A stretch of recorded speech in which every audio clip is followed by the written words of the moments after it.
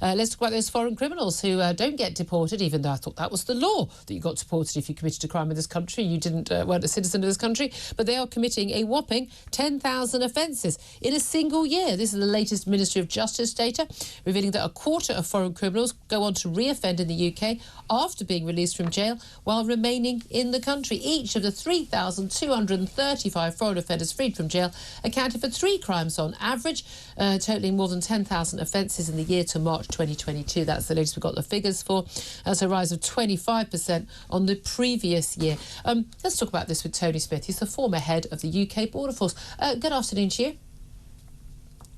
Hello, thanks so much for joining us. I mean, I think most people are just astounded that someone in this country, whether they've, had leave for being in this country or were here illegally, if you commit a crime, well then, frankly, we throw you out, don't we? Wouldn't I would expect that to happen to me if I committed a crime in any other country, that I would be removed from the country after I'd served my time in prison. But we don't deport these people. Why don't we? I think what's happened, Julia, is that a number of people that are in prison, foreign national offenders, they're recommended for deportation by the courts. They serve their sentence, and then when it gets close to early release date, EDR, they refer to the Home Office for deportation. And that's when the applications start arriving on your desk. And this will be an application. This person cannot be actually deported. You can't do that because of a reason or another. The 2 main reasons are Article 8. I was just say it's going to be Article 8, isn't it? The Article 8, which is the right to family life, is that if you've been here for a while, whether it's legally or illegally, if you've struck up some kind of a family relationship, then that should arguably give you a right to stay in the country. Or Article 3, in that if you were to deport this person, then they would suffer inhuman or degrading treatment when they got back home again for one reason. They should have thought of that before they committed the crime. I mean, we're not talking about parking tickets here. We're talking often about, but people who've, gone to jail. And as we know, unless maybe they've written a hurty tweet, they probably had to commit quite a lot of offences. And the fact they go on to commit, a number of offences afterwards suggests they're probably, persistent criminals. But even the Article 8 right to a family life, I've never understood. You have a right to a family life, that's fine. But you don't have a right to a family life when you're behind bars. So why don't we have an issue with separating families then? But also, you can continue your family life with your wife, girlfriend, mother, child, whatever it is, but you have to do it in your home country because we don't want you here anymore. Why on earth is that a contradiction? Well, you're right, Julia, but the fact is, the officials in the Home Office are bound by the law. And the law is, although passed by Parliament, it's actually interpreted by judgments. Well, yeah, but the law allows for, if there's going to, unless, I don't know the wording, but something about the harm to the people in the country, to Britain itself. Well, if someone's a persistent criminal, clearly they're causing harm to this country. There is a clause in the Refugee Convention that allows that, Julia, and that, a criminal offence can outweigh asylum.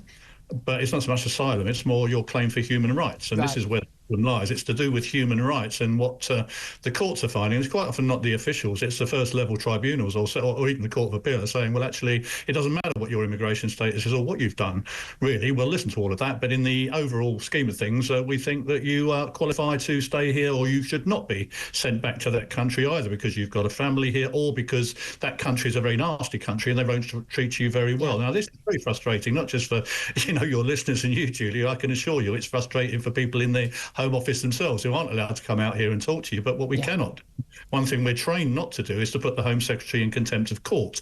That is an absolute no-no for anybody working in the government, whether in the civil service, public or whatever. So you have to bite the bullet and say, look, this is what's going to happen here. This is what happens. And if a court comes, unless the Home Office appeal it and take it to the highest court in the land, or even further still, and make a stand, then those people are going to get... carry on staying. And again, we're not talking about necessarily shoplifters. And I think even, persistent shoplifters, they should be gone. You come to our country, you commit crimes, bye, goodbye, not wanted. But we're often talking about cases, we're talking about assault, we're talking about rape, we're talking about murder even. Yeah, I think one good thing, though, that, Julia, that is happening in all the gloom is that, this data is now emerging. Yeah. You need to know it before you can tackle it.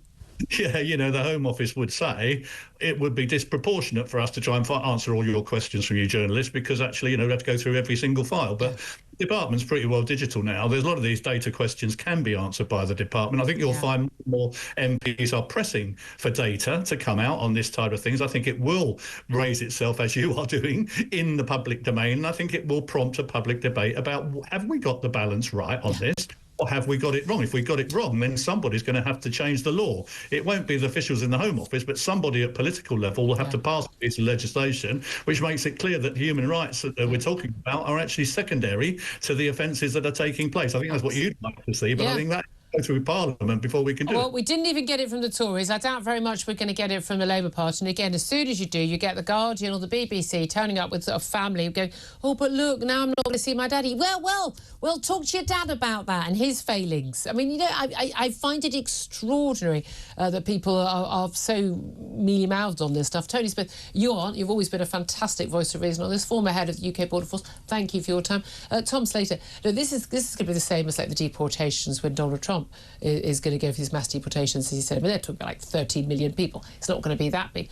Obama deported a heck of a lot of people from America, but we've got the same issue here. As soon as you have someone, even when it's someone who's convicted of a gang rape, for God's sake, is on a plane, and then you get this bleeding heart, hand-wringing liberals on the plane going, oh no, don't deport him back to wherever godforsaken country he's from that we're going on holiday to. It'll be terrible. We need to leave him here. Oh yeah, let's keep the rapists in the country.